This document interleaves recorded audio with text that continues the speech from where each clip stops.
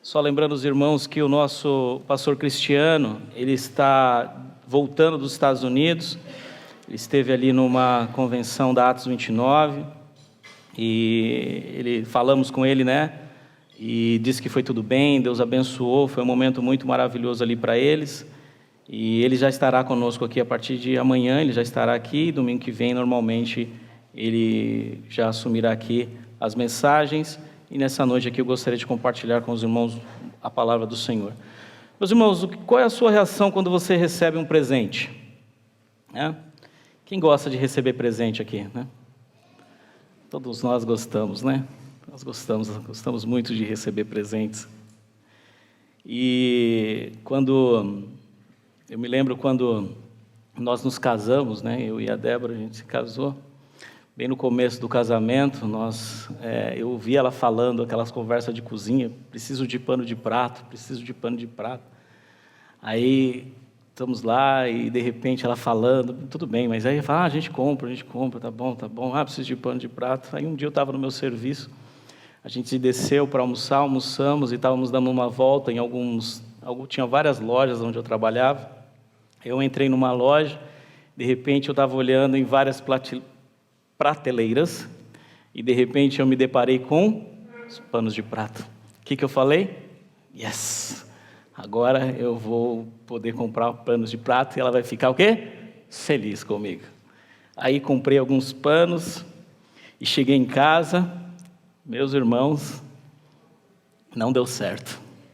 Era um presente, mas não sei porquê, na minha mente, sabe aquele momento de estava ali e lembrei de você e trouxe uma lembrancinha, né? Ou seja, eu lembrei dela quando eu olhei para um pano de prato. Aí aquilo não funcionou definitivamente, e assim não sei como eu me escapei dessa, e não sei como estou aqui nessa noite falando com os irmãos, mas consegui. Sobrevivi, e foi os primeiros embates da nosso lindo e bonito casamento, mas deu certo, acho que estamos caminhando aí. Eu aprendi, nunca mais. E a gente também aprende com as crianças, né? As nossas crianças também, a gente já sabe quando elas gostam e quando elas não gostam, quando elas recebem um presente, né? Ou seja, é nítido no rostinho delas, quando alguém vai entregar, assim que ela começa a abrir, eu já fico olhando só no olho, eu nem olho o presente, porque ali a gente já percebe se ele gosta ou não gosta. Só que tem um ponto interessante aí das nossas crianças, é que as nossas crianças estão o quê? Acostumadas a ganhar presente. Não sei se isso é ruim, se é bom, mas enfim, ganham-se muito presentes. Então elas já são difíceis, muito difíceis da gente o quê? Agradar. Porque todos os dias, um dia ou outro, sempre está ganhando alguma coisa ou outra, e de repente para você achar alguma coisa que agrade os nossos pequenos seres, não é fácil. Então, quando os tios ligam, né, o que a gente dá, o que eles querem?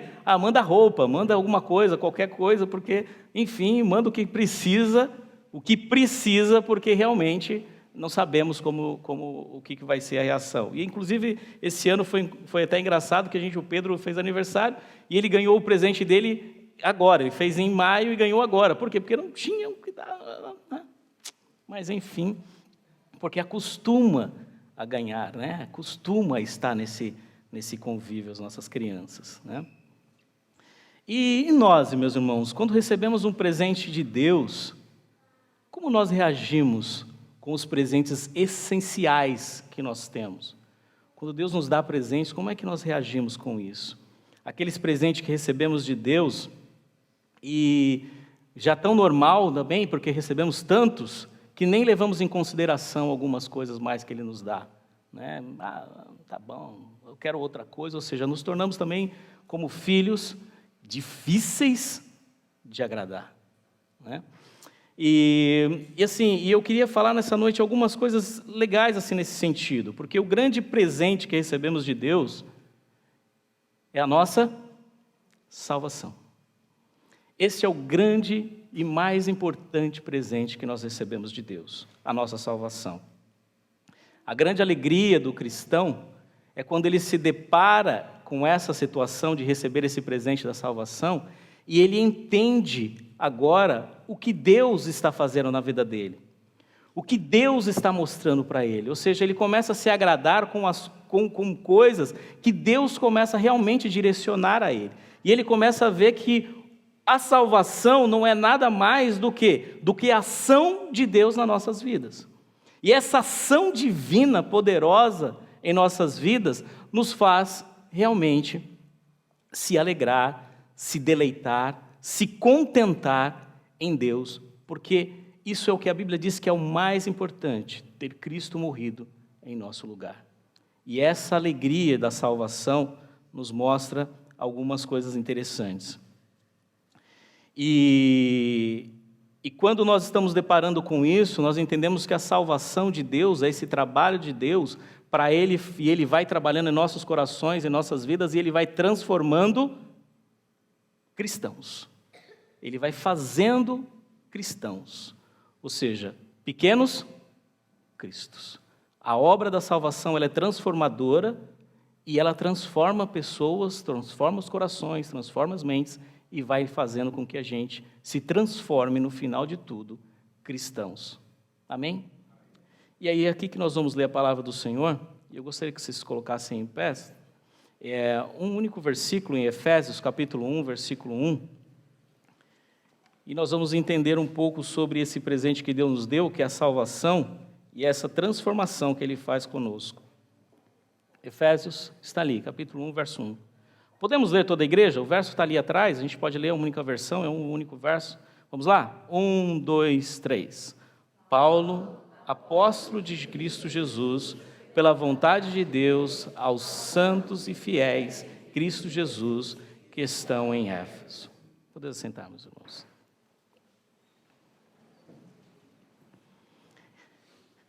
Então, esse transformar, essa carta que Paulo escreve para nós, isso é muito importante para nós. Ele escreve essa carta, não é para mestres, não é para doutores, não é para professores. Ele escreve essa carta para pessoas comuns, como eu e você. Ok? E não tem pontos aqui tão complexos que nós não podemos entender se nós não pararmos e lermos com um pouquinho de atenção. Nós vamos conseguir entender algumas coisas importantes. E aqui Paulo ele fala o seguinte para nós, e ele escrevendo essa carta, ele fala o seguinte para nós. Paulo, apóstolo de Jesus Cristo, pela vontade de Deus, a quem? Aos santos e fiéis e em Cristo. Então, são esses 3 pontos que nós vamos falar basicamente nessa noite, do que significa então ser um cristão. Ou seja, esse presente que Deus nos deu, que é a salvação, faz de nós cristãos. E o que é ser um cristão?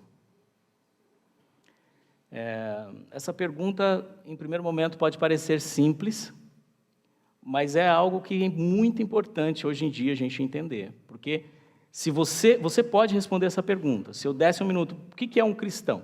Você pode responder essa pergunta. Você pode entrar e começar a falar o que você acha que é um cristão.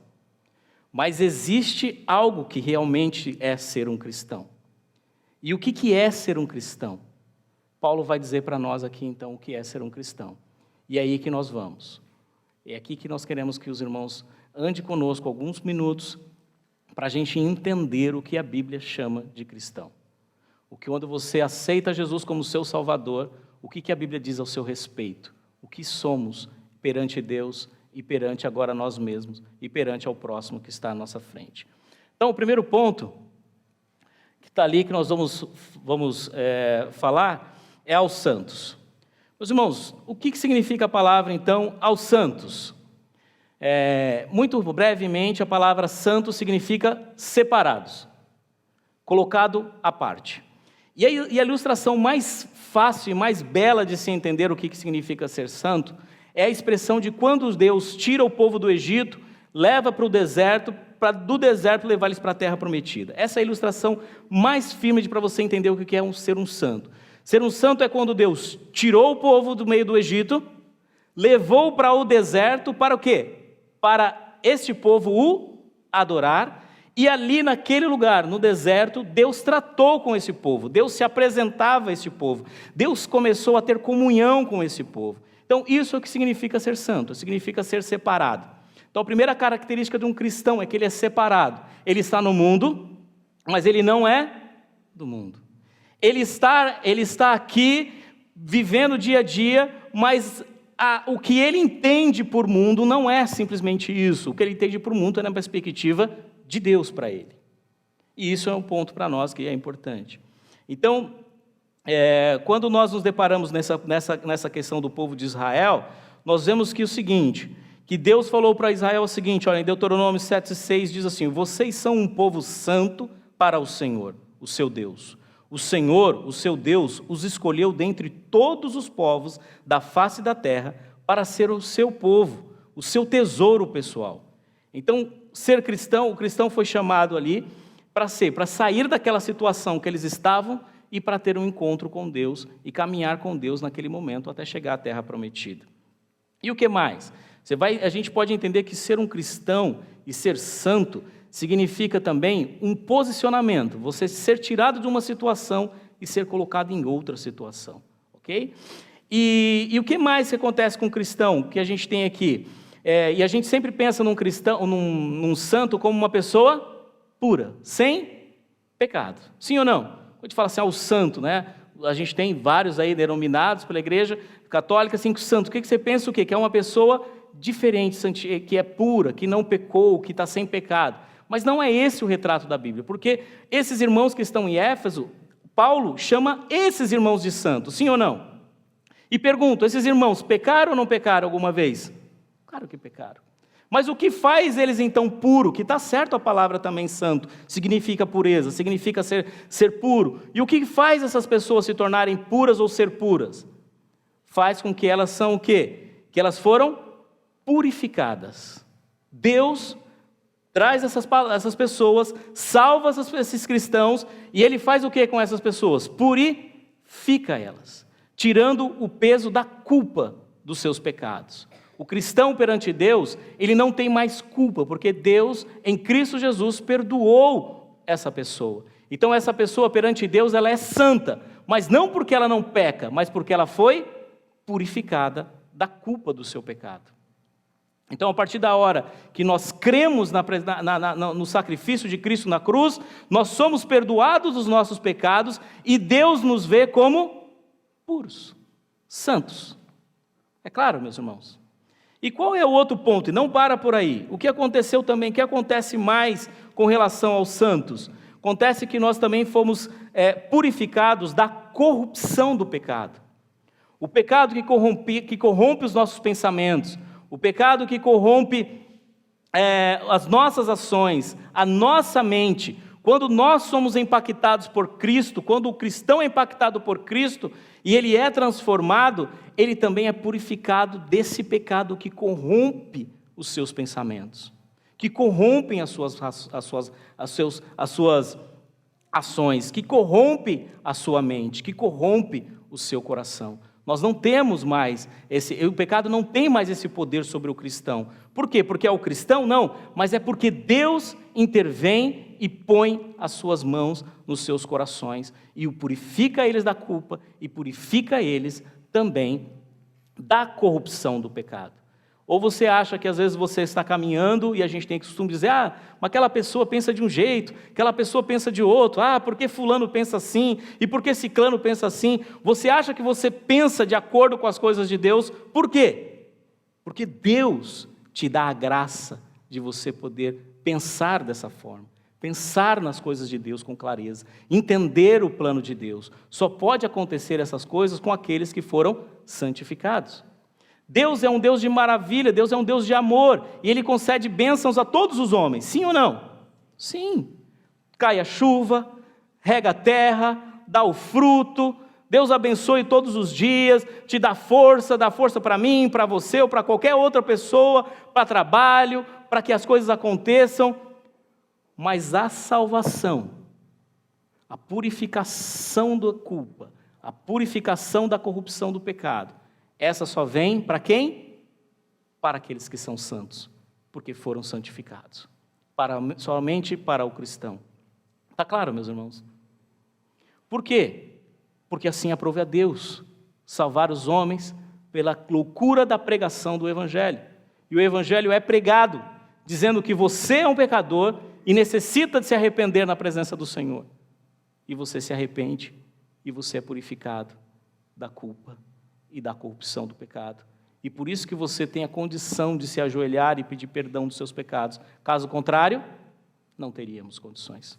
Isso só pode acontecer com os santos, porque assim foi o que Deus realizou na vida deles. A segunda palavra que o Senhor nos dá, aqui no texto, é fiéis.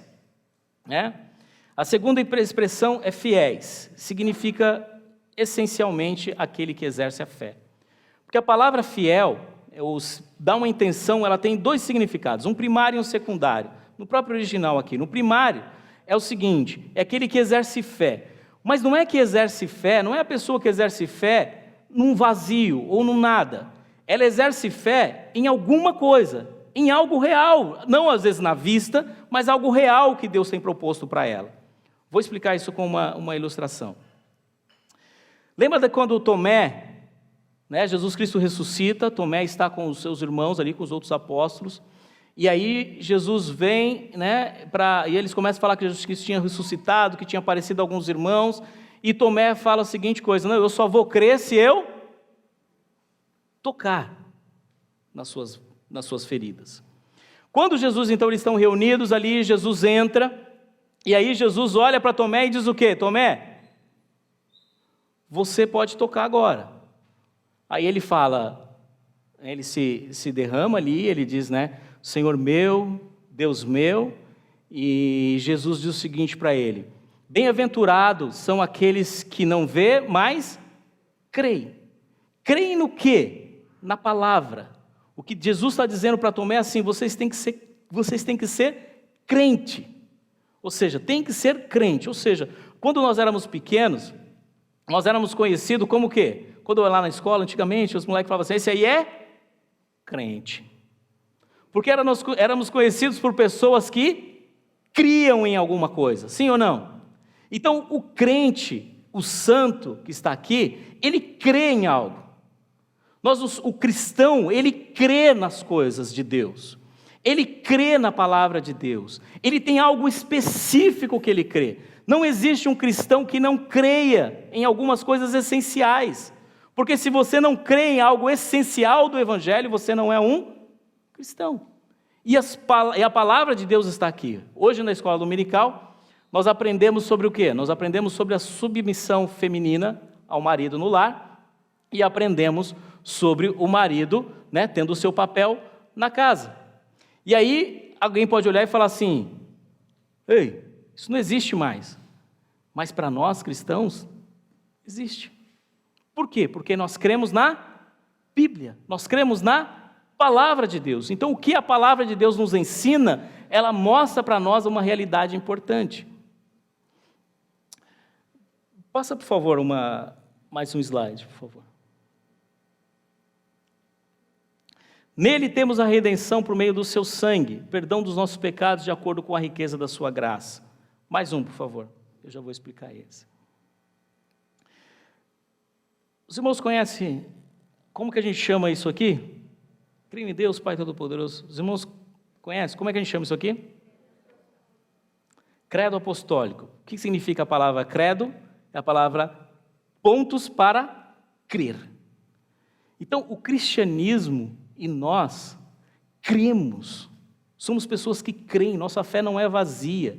Paulo, quando ele diz assim para nós, assim, olha, vocês precisam estar aptos a falar a todas as pessoas, quando é necessitado o quê? Quando alguém questionar algum tema com relação à sua fé. O que significa isso? Significa que você precisa saber o que você crê. E o cristão é isso, ele sabe no que ele crê. Ele recebeu um presente de Deus, que é a salvação, e ele trabalha com o que ele tem, movido pelo Espírito Santo de Deus, e ele crê. Então, por exemplo, podemos ler, vamos ler trechos, vai lá. Creio em Deus Pai, Todo-Poderoso, Criador do céu e da terra. O cristão crê nisso. Quem criou todas as coisas? Deus. Quem sustenta todas as coisas? Deus. Quem traz esse presente em nossas vidas e faz com que a gente consiga nascer de novo, ser ressuscitado, para enxergar essas coisas de Deus novamente? Deus. Aquele que criou, olhou que estava tudo um caos, organizou todas as coisas, é o mesmo Deus que organiza, continua organizando todas as coisas. Creio em Jesus Cristo, seu único Filho, o nosso Senhor, o qual foi concebido por obra do Espírito Santo, nasceu da Virgem Maria, padeceu sob o poder de Pôncio Pilatos, foi crucificado, foi morto, sepultado, ressurgiu dos mortos ao terceiro dia, subiu ao céu, está sentado à mão direita de Deus Pai Todo-Poderoso, de onde há de vir a julgar os vivos e os mortos. É nisso que nós cremos. Nós cremos no nascimento virginal de Jesus. Nós cremos que Jesus Cristo foi crucificado, morreu e depois o quê? Ressuscitou. Nós cremos que Ele foi assunto ao céu e está sentado à mão direita de Deus Pai Todo-Poderoso. E nós cremos que Ele há de vir a julgar os vivos e os mortos. E o que Ele está esperando para fazer concretizar todas essas promessas? Que ainda os outros filhos que Ele tem nessa terra possam crer nele. Ou seja, os eleitos de Deus ainda têm que ser impactados pela palavra, serem salvos, para que tudo isso aconteça. Mas nós cremos em algo. Quando alguém nos pergunta o que nós cremos, nós temos o que dizer às pessoas. E ele diz: creio no Espírito Santo, na Santa Igreja Universal, na comunhão dos santos, na remissão dos pecados, na ressurreição do corpo, na vida eterna. Amém. E o ponto é que quando pergunta hoje para nós, ou para muitos, o que é ser um cristão, nós muitas vezes negamos parte de algumas coisas aqui. E nós não podemos, porque a partir da hora que o Senhor santifica, que o Senhor separou, Ele dá para nós pontos importantes para que nós possamos crer. E aí você fala, mas o que impacta isso no meu dia a dia? Meus irmãos, primeira palavra ali, creio em Deus Pai, o quê? Davi entende isso. E aí sabe o que ele fala? Por que te afliges, ó minha alma? Creia em Deus. Qual foi o hino que nós cantamos aqui? Um deles que nós cantamos aqui. O Senhor é o meu pastor e nada nos faltará. É que quando você se torna um cristão, você não é mais autônomo, se um dia você pensou que era. Não é também, mas vamos lá. Quando você se torna um cristão, você não é autônomo. Você é convidado agora a entender um plano maior da salvação da humanidade do que simplesmente o nosso e o seu dia a dia. Ou seja, nós somos cristãos porque nós entendemos que agora o Senhor leva o que? Uma igreja em suas mãos, em uma direção. E a Bíblia é tremenda, que ela explica para nós no capítulo 15 de 1 Coríntios, ele diz que quando todas as coisas for colocado o quê? Sobre Cristo, nas mãos de Cristo, sujeitas a Cristo, Cristo pegará todas as coisas e se sujeitará a quem? A Deus. Então essa nossa submissão a Cristo, essa submissão que é dado ao cristão, ao santo, ao Cristo, e ele entender o plano maior da salvação, mostra que um dia, ele em Cristo, conhecerá e estará na presença de quem? Do próprio Deus, Pai Todo-Poderoso. E quem é Ele? O Criador dos céus e o Criador da terra. O cristão crê.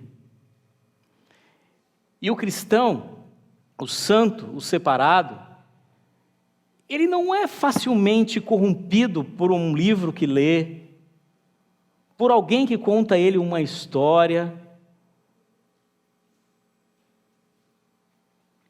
Ele é verdadeiramente impactado pela palavra de Deus.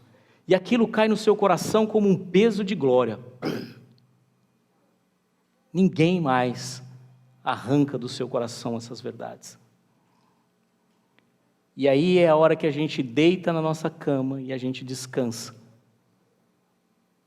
Porque Deus dá aos seus enquanto dormem.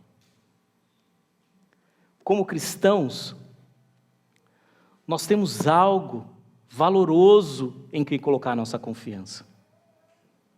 Nas verdades de Deus. Sim ou não, meus irmãos? E claramente a palavra fiel tem a parte fiéis aqui tem sua parte secundária, que quer dizer realmente que guardamos a fé, que mantemos a fé, que somos constantes na fé, leais à fé e defendemos a fé. A fé que nós cremos é uma fé verdadeira, é uma fé real. Como assim verdadeira e real? Ela é verdadeira, ela é real, porque ela é firmada no Cristo que ressuscitou e está à destra do Pai Todo-Poderoso e que vai voltar para julgar os vivos e os mortos. É isso que nós cremos e é isso que sustenta a nossa alma. E é isso que muitas e muitas vezes o salmista tem que dizer para a sua própria alma essas verdades. Porque a sua alma às vezes começa a vacilar. Mas aí vem Deus e traz novamente as necessidades da lembrança. O que Jeremias vai dizer para nós com um momento de muita tristeza da sua alma? Eu quero trazer à memória aquilo que me dá esperança. Peso de...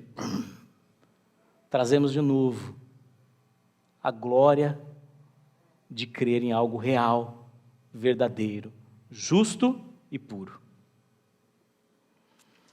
O outro ponto que vai falar sobre o cristão, o que é ser um cristão, é uma das grandes declarações características do Novo Testamento, que não é tão fácil compreender, mas a palavra que diz para nós assim, ele vai dizer, santos, fiéis, em quem? Em Cristo. Não somos santos e fiéis em nada, mas tem mais uma palavrinha, em Cristo. Por que em Cristo, irmãos? Isso é tremendo, e porque o que acontece é o seguinte, pensa na igreja, como que é esse negócio de estar em Cristo? Pensa na igreja, quem é o cabeça da igreja? Cristo. Quem é o corpo? A igreja. Estar em Cristo é estar pertencente a Ele, é estar unido com Ele, é estar ligado nele. Na Santa Ceia, quando nós estamos aqui na Santa Ceia, que a gente vem participar, que a gente participa aqui uma vez por mês, quando você pega aquele pão, você molha ali, representando o corpo e o sangue de Cristo, aquele que faz isso tem o quê? Parte comigo. A realidade da fé cristã é algo místico, é você em Cristo, em igreja, tudo ali girando vida para aquele corpo que é o corpo de Cristo nessa terra. Fazer parte de Cristo é você estar ligado a Ele, nas suas promessas. Por favor, próximo slide. Efésios capítulo 4, versos 15 e 16, o seguinte, antes, seguindo a verdade em amor, cresçamos em tudo que aquele que é o cabeça, Cristo. Olha o 16 que ele fala, todo o corpo, ajustado, unido, pelo auxílio de todas as juntas, cresce e edifica-se a si mesmo, em amor, à medida em que cada parte realiza a sua função. E a função do cabeça é dirigir esse corpo, e nós em unidade é caminhar nesse propósito maior, que é a glória do Cristo, que é a glória de Deus. Próximo, por favor. Se dessa forma fomos unidos a Ele, a Cristo, na semelhança da sua morte, certamente seremos também na semelhança da sua ressurreição. Pois sabemos que o nosso velho homem foi crucificado com Ele, para que o corpo do pecado seja destruído, e não mais sejamos escravos do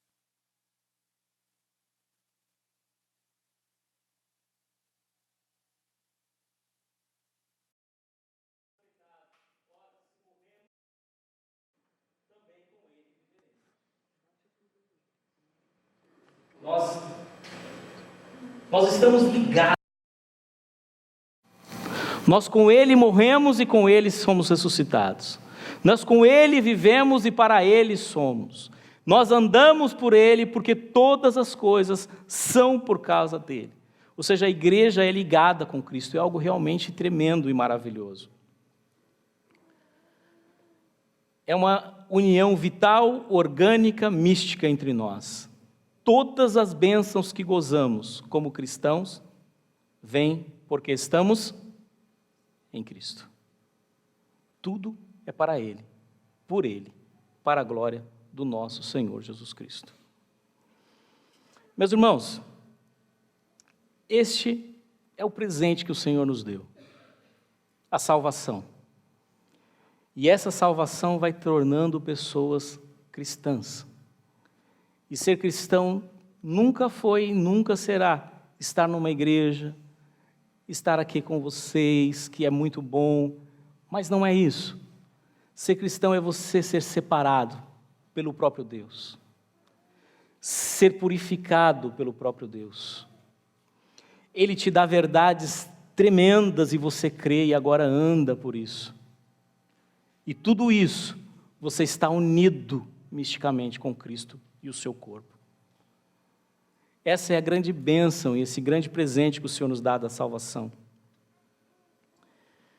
E cá entre nós, que ninguém nos escute lá fora, mas não é importante essa clareza? Será que eu consegui ser claro essa noite explicando o que é ser um cristão? Se eu não fui claro, ainda assim se deleite nesse texto, está ali, santo, fiéis em Cristo Jesus. Agora, se eu conseguir explicar um pouco do que é ser um cristão, se essa é a verdade do Evangelho para nós, é nisso que nós temos que andar, sim ou não? São essas verdades que têm que encher a nossa vida de alegria, sim ou não? Por que será que a palavra do Senhor nos diz, por que Jesus nos chama e nos diz o seguinte no seu Evangelho? Buscai primeiro, e a sua, e todas as outras coisas nos serão acrescentadas. Porque para o cristão existe uma bênção. E uma bênção aonde? Em Deus. E é em Deus que a nossa alma encontra descanso, refrigério, esperança. É ali que nós descansamos. E é ali que o poder de Deus se manifesta na vida do cristão. E é aí que nós queremos estar. Não sejamos cegos e ignorantes acerca de tudo o que Deus faz por nós. Porque ignorantes, né? Eu ouvi uma frase um dia, né? E a gente adora frases, mas uma frase diz assim, que todos nós somos ignorantes, sim ou não? Em assuntos diferentes, mas todos nós somos ignorantes. Mas acerca das coisas de Deus, o santo, o fiel, o cristão que está em Cristo, não pode ser ignorante e nem cego de tudo que Deus tem realizado em nossas vidas, de todo o trabalho que Deus tem feito em nós, para Ele ser glorificado. Meus irmãos, que o Senhor nos conceda a graça. E quando eu estava, obviamente a gente estuda e sempre a gente aprende muito mais quando a gente estuda, se ora, lê, vê e pensa. E nós vemos uma questão muito poderosa, nós aprendemos muitas coisas nesses dias que passou aqui com esse estudo que nós tivemos. Foi muito tremendo, a gente fechou sexta-feira lá em casa, também a comunidade missional, Fernanda, fechamos ali e falávamos sobre Davi, sobre José, sobre as expectativas da nossa vida, sobre coisas do nosso dia a dia, e nós vamos percebendo o cuidado e o amor de Deus por nós. Não negligenciemos isso, pelo contrário, adoremos o Senhor enquanto estamos aqui no deserto. Estamos caminhando para um lugar, e o crente sabe qual o lugar que ele está caminhando. E aqui nós vamos, e vamos chegar lá, porque é Ele que segura as nossas mãos e nos sustenta. Senhor, nós te agradecemos por Tua graça e Tua misericórdia, pelo Teu amor e Tua bondade. E pedimos que o Senhor, Deus, fale mais e mais ao coração da tua igreja e tenha misericórdia de nós. Que nós, como teu povo, consigamos entender as verdades inquestionáveis da nossa fé. E tudo o que o Senhor tem para nós possamos usufruir com bondade e misericórdia. Que esse presente que o Senhor nos deu da salvação seja claro e vívido para cada um de nós. Em nome de Jesus nós te pedimos.